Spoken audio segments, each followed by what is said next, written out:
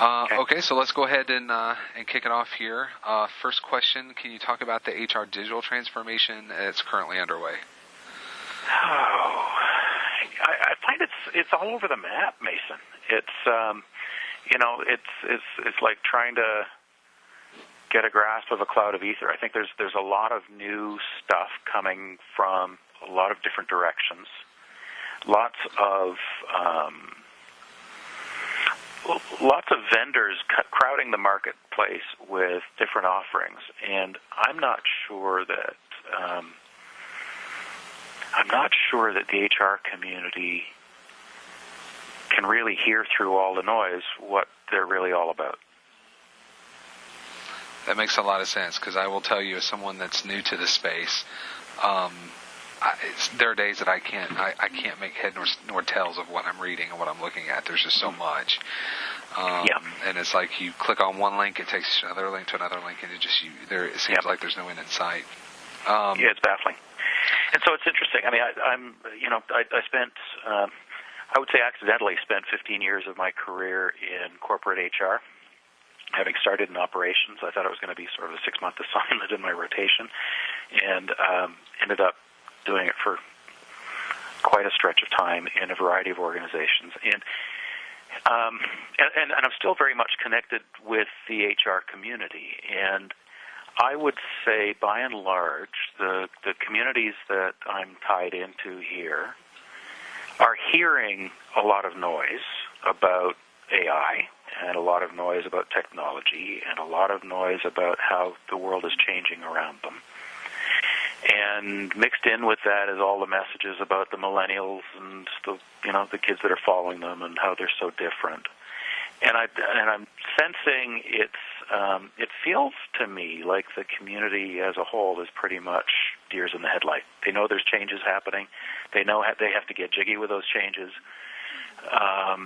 And they're really not sure where to begin.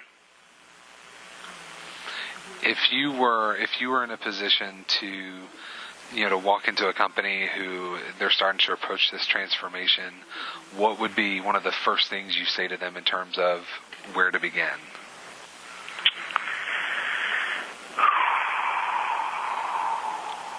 Wow. I would say start small. Understand the current state. Understand the forces that are driving change around them,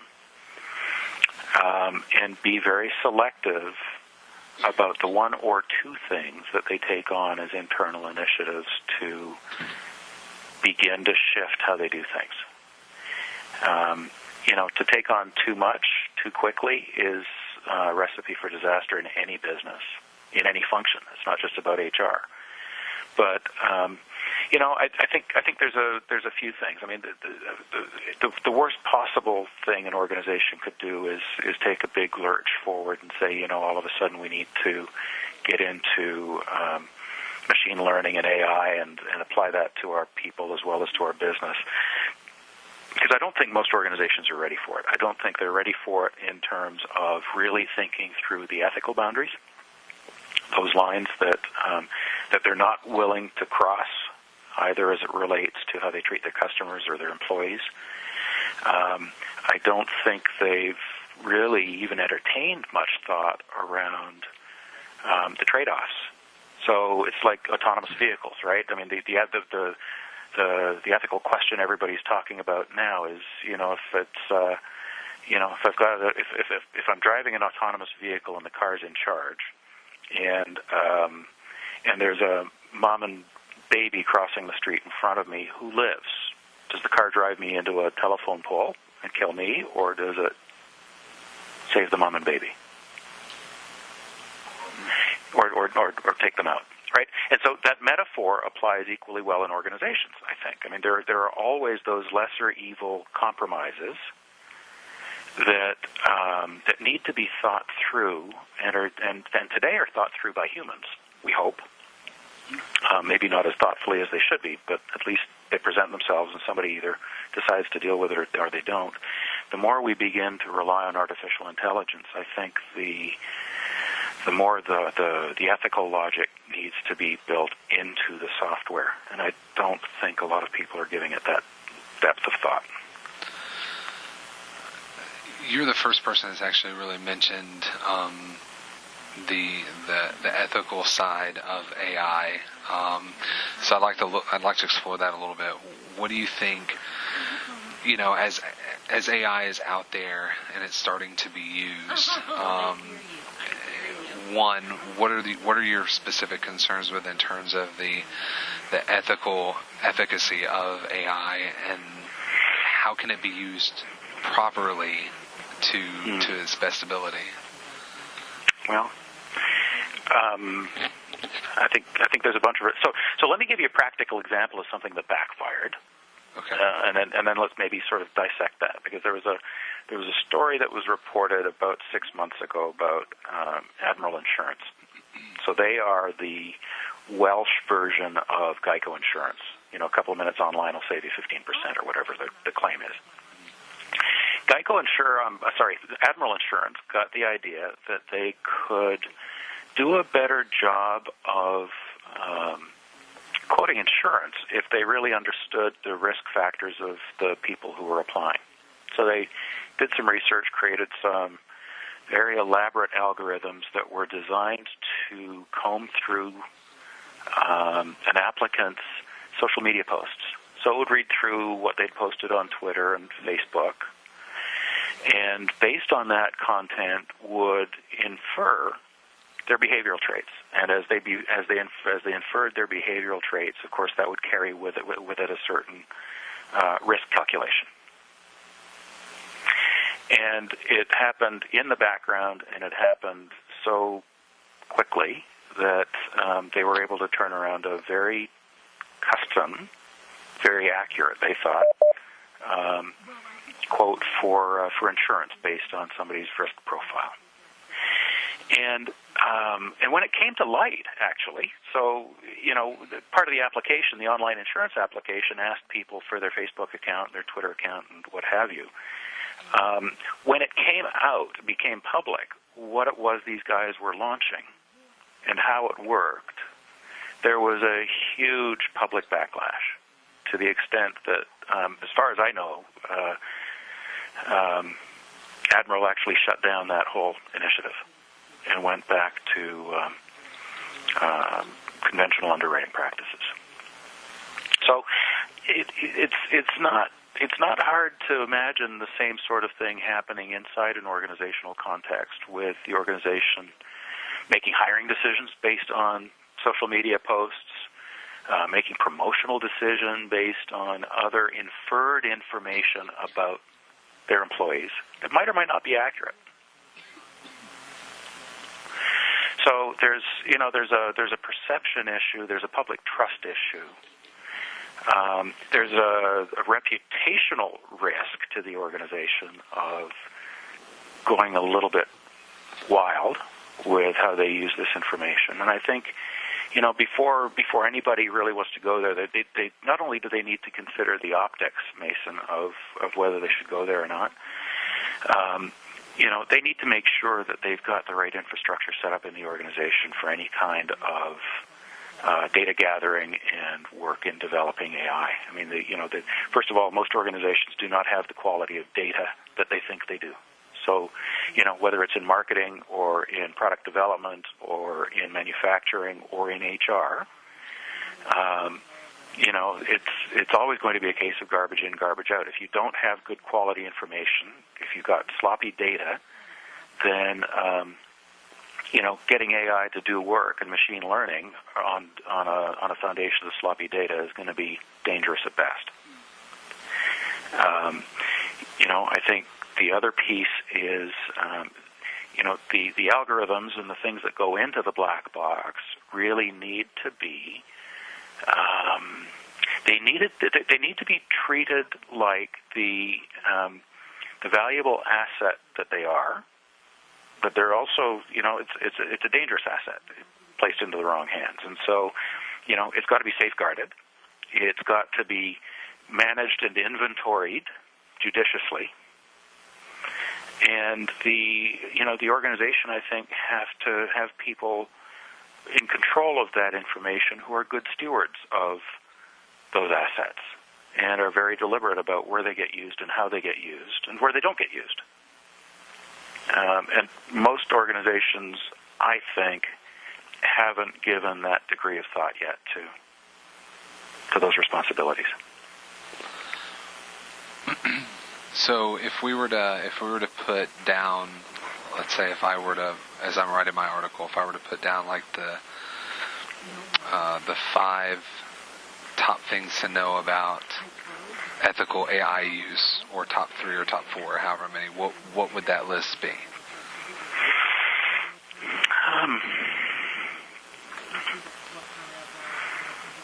I think the first would be around doing a gut check around the optics. Is it something that's going to, if it came out that you were doing it, right. would it piss off your customer base or would it piss off your employee base? Right. Would you be embarrassed to share with them what you were doing in a town hall? That to me is the first level gut check. Okay. And an organization that's thinking about going up this path might actually want to do some focus groups, internally or externally, depending what path they're thinking of taking, to get some feedback from people about how it would make them feel if they knew the organization was using this data in this way. Okay. Because I can tell you it cost Admiral millions in not only lost revenue, but reputational damage. I think the second is making sure you get your ethics straight, which is something that we've already spoken about. I think the third is make sure you've got the right infrastructure and the right people responsible for that good stewardship and management of the asset, and that the algorithms that you're using and everything that goes into that black box is inventoried and itemized, and that it doesn't get used without the proper oversight and planning. And the third or fourth, I've lost count. Probably the fourth is just investing the time up front to make sure that you're actually doing this work on the basis of good quality data.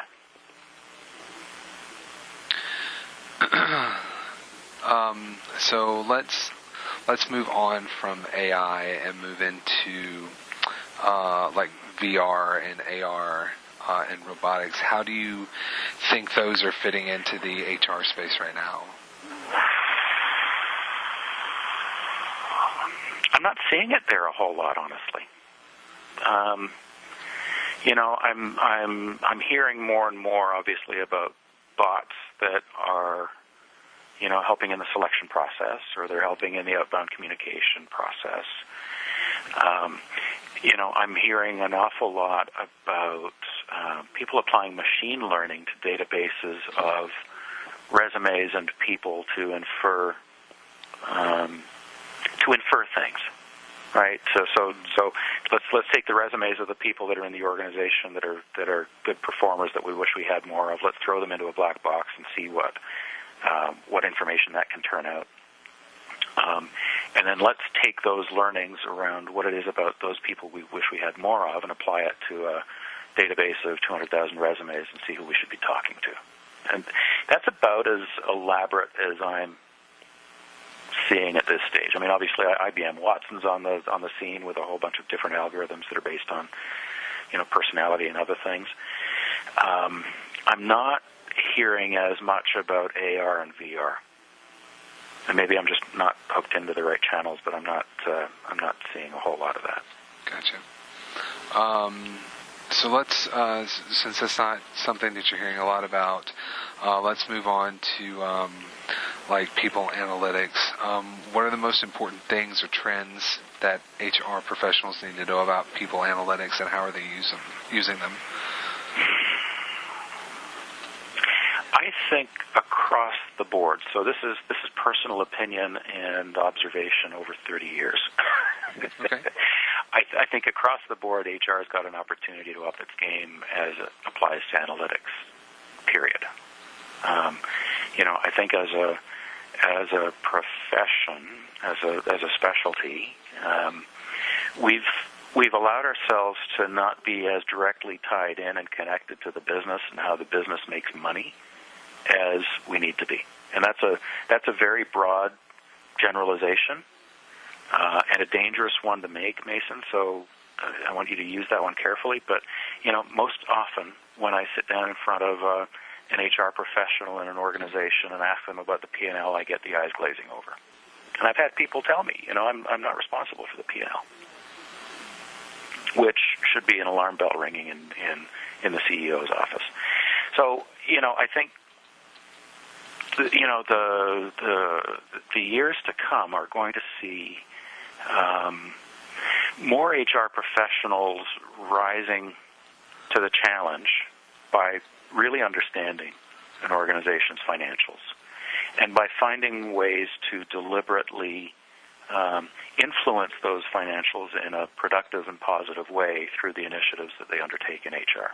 So, basic numeracy, basic finance, I think are skill sets that are going to be in high demand and that are going to be rewarded for people in HR. And I also think,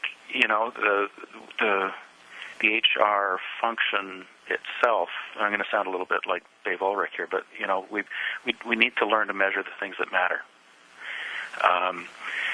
When you look at the typical metrics in an HR function, they're measuring number of days in a process, they're measuring number of dollars that it costs to hire or costs to advertise or what have you.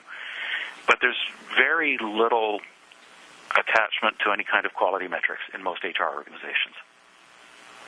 So, we filled the requisition in 27 days, but did we hire the right person? And did that person actually stay longer than expected and perform better than expected? Is there something that we did differently in attracting that person that we need to apply to future hires? There's very little continuous improvement. There's very little feedback loop, and there's very little accountability for quality in my experience. So, there's all sorts of basic analytics available. Talk about psychometrics for just a moment. I mean, I won't make it about us, but when you look at psychometrics in general, there have been very good, high-quality, reasonably priced assessment products in the marketplace for 30 years, and they've just continued to get better and stronger. You look at SHRM surveys of their membership, and the statistics around what people know and understand of assessments is very low. And yet these tools have been around forever. But the basic understanding isn't there. The discipline to use them productively isn't there. I think there's a rising trend now. More organizations are starting to use them for selection, which is great. But if they're using the right tool, the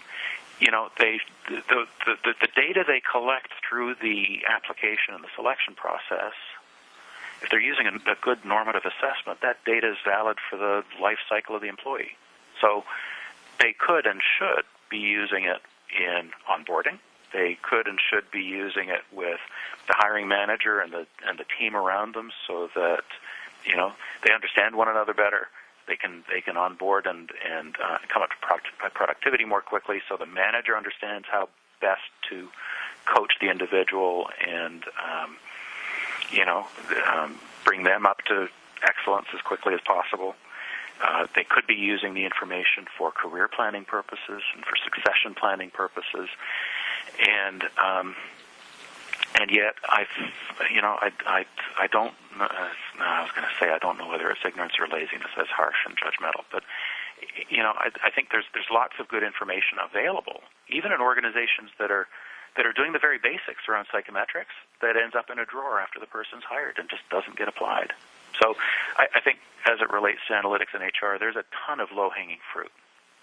They don't need to go out and buy an IBM Watson system. They don't need to go out and spend lavish money on new computers and new databases and all the rest of that. I think it's not hard for an HR professional to start collecting relevant information very economically and start making better decisions with it. So you're you're essentially saying that once data is collected, the data can continuously be used. It's not something that that's not a one-time deal. They can use it in predictive, for instance, predictive analytics, or for decision making based on the analysis of the information that they've already gotten. Yeah. Do you think there's a need on the part of organizations to continue to gather that information about particular employees, either through maybe like quarterly reviews, or just maybe a couple of times a year doing a survey of the workforce to kind of see where things are in terms of what they shouldn't be doing? I think the answer is yes to both in the right context. To put out a quarterly or monthly pulse survey for the sake of putting out the pulse survey and ticking a box on the list of initiatives that I was assigned this year, I think is a dreadful mistake. I think,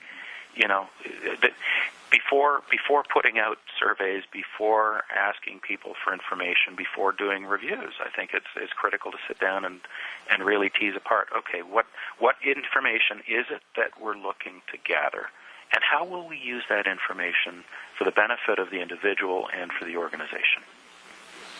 And if there aren't good answers to both of those questions, then there's no value to collecting the data. It's just data collection for data collection's sake. Yeah, it's just to fill a hard drive. It's a waste of everybody's time.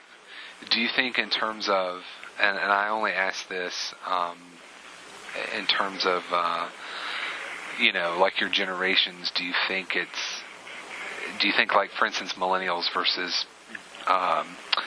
Gen X, do you think, they're like, sure, I'll answer a survey. I mean, they'll open up a Facebook survey and answer survey after survey after survey to find out what Harry Potter house they fit into. I mean, do you think that's something that they want to do? I know, right? It's crazy, but it's true. Do you think that's something that they want to do as part of their professional career as well, versus someone that fits into the Generation X category? It's like, I don't want people knowing all that about me. You know what? I think there's a lot of there are a lot of distinctions about the generations that are accurate, and I think it's a little bit overblown. I think the piece that we lose sight of, if we're talking about cross-generational management and communication for just a moment, fundamentally, they're people. They're human beings who benefit from the occasional touch from a manager who reaches out to say, hey, what do you think? I need some help here. How can I support you? As we all did at the start of our career. I mean, we were every bit as odd to the generation of managers who greeted us when we entered the workforce as these guys are to us. And with any luck, you and I both, early in our career, ran into a manager or two who gave a shit and wanted, took the time to get to know us, took the time to understand our interests and what gives us energy and what we enjoy doing and what we're naturally good at, and found ways to play us to those things more than they played us to the things that we were just never going to be great at. And these Gen Xers and the millennials and the guys that are going to follow them aren't any different. They'll answer a question if they're asked. And if we're not asking them questions about how they're feeling and how we can support them and what are their dreams and, a whole litany of other questions. But we're going to lose them if we're not asking those questions. And we're going to lose them even faster if we ask the questions and we ignore the answer or we just don't listen. Doesn't mean we have to agree. Doesn't mean we need to change the world to conform with what they're asking for. But if we're not listening, then we're missing the boat.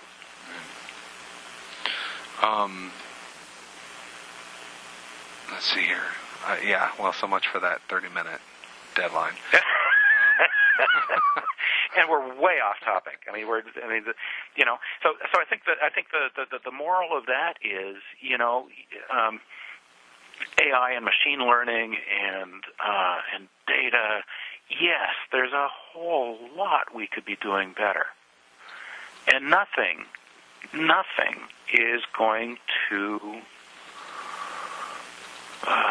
reduce the need for human touch and human contact and human caring that creates the social fabric that keeps an organization going.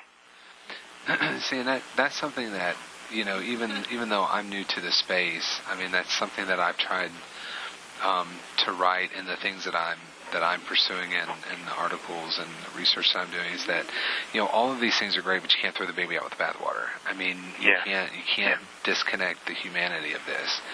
And it seems to me that HR professionals and companies and organizations that are pursuing technology solutions, at the center of it, they still have to remember that the information that they're gathering, or the analytics that they're processing, or the AI that they're using, the reality is that humans are going to be interacting with this stuff. And the things that you do with it really impact human individuals. It's not like, look, we have 36 people that can, use both left and right hand. They're ambidextrous. That's useless in the grand scheme of things, unless you're going to use it in a way that benefits the employee, benefits the company. Well, and if you're not using the insights to improve the quality of the human connections, you're missing the boat.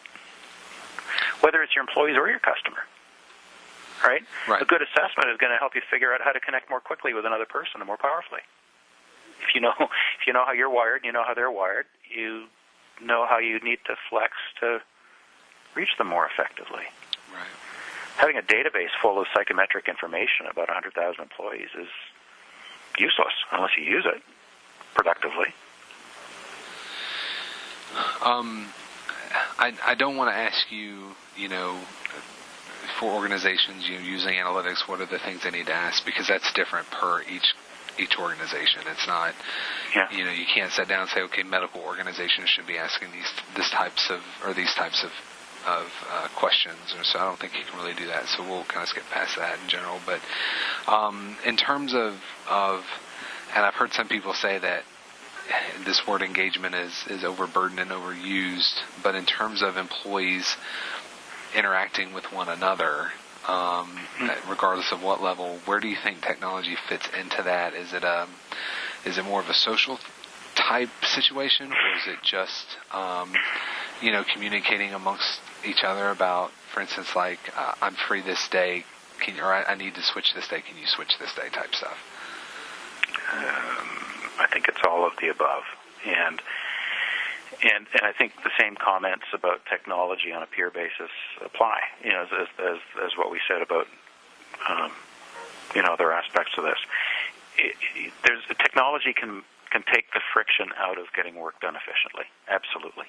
So being able to share calendars in Outlook would be a really rudimentary example of that. But if it saves us having to send 3 emails and frustrating each other because we already got a full inbox, then great, magnificent. The friction's gone.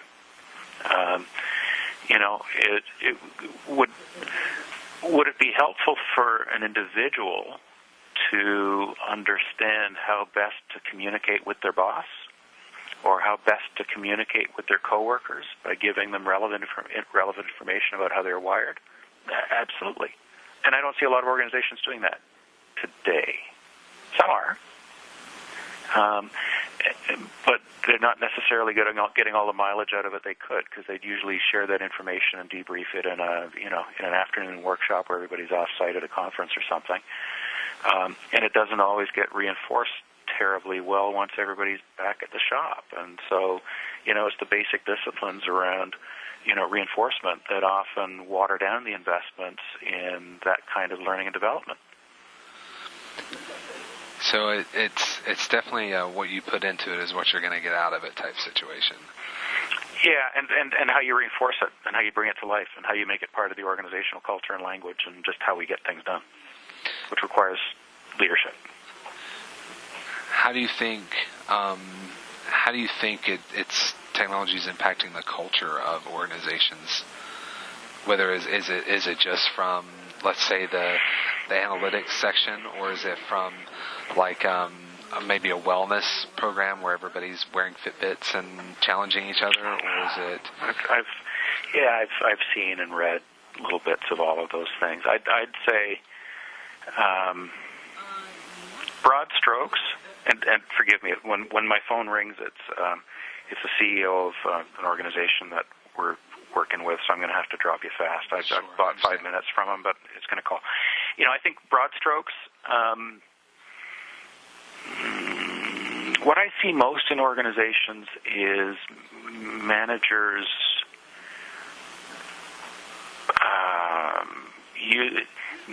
what's the word I'm looking for? They're almost abdicating their responsibility to be leaders of people in favor of what they think is the efficiency the technology is going to bring them. And it's short-sighted. I mean, it'll buy efficiency today, but if it weakens the relationship, then I'm going to pay for it in 3 months when the person leaves me for a job across the road for an extra $5,000. So it's the risk with technology is it's always the next shiny thing that we think is going to remove the pain and make things easier. And in embracing it, we forget the importance of the personal connection.